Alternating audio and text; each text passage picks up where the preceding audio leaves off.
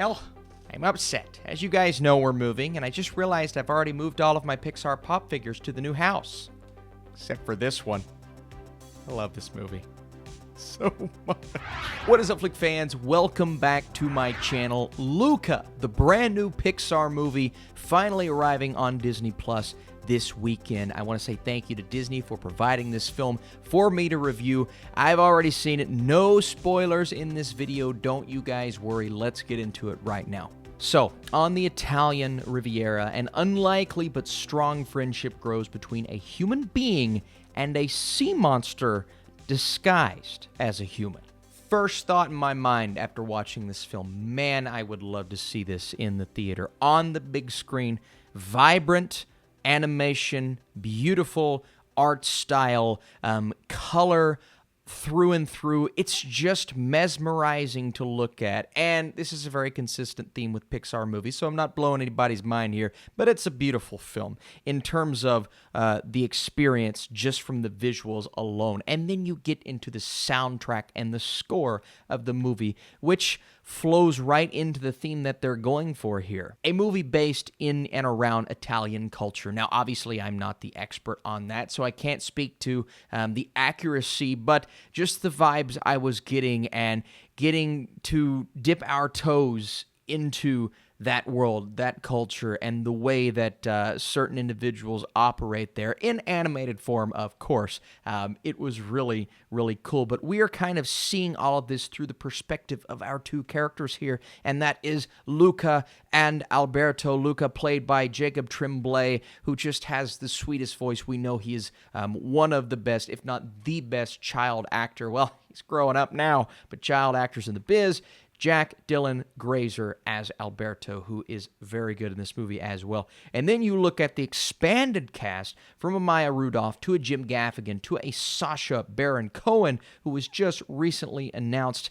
And one of my personal favorites, just the sweetest little girl, played by Emma Berman, who does a spectacular job. And she kind of ropes our two characters, very much fish out of water characters. I guess that's the theme of the movie.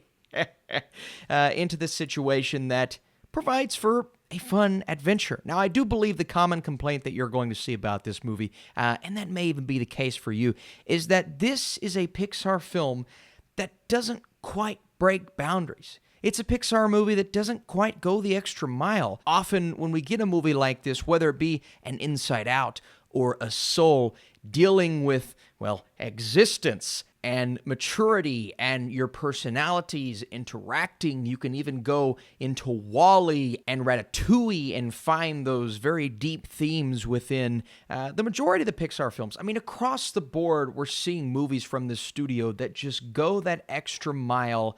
And when you look at the script, you're always, or at least most of the time, walking away saying, man, that was just different from anything else I've ever experienced.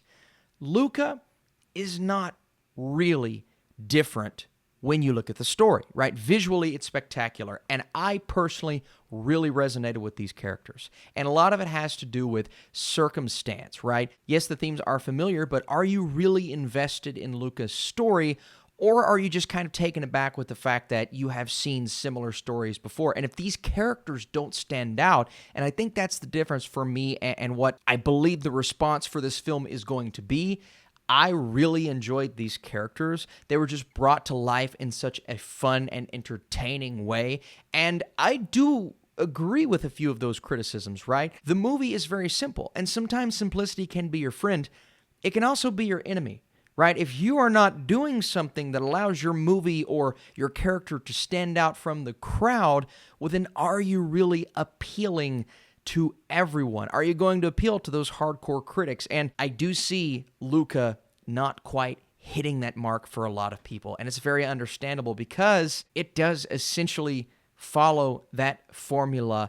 And when we get to the end, maybe you're expecting something extremely climactic, and there are very emotional moments between these characters, right?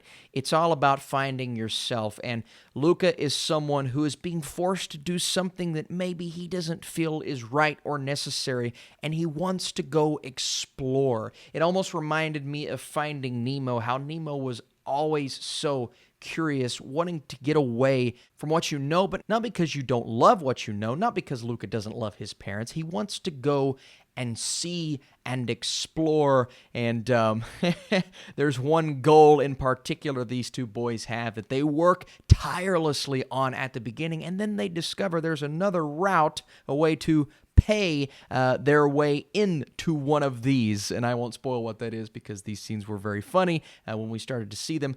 But oh my goodness, I thought that was such a sweet element. And then this trio, once she joins, was just really sweet. But you know, going to the ending of the film, it didn't quite have that punch, whether it be an emotional punch or something completely unexpected.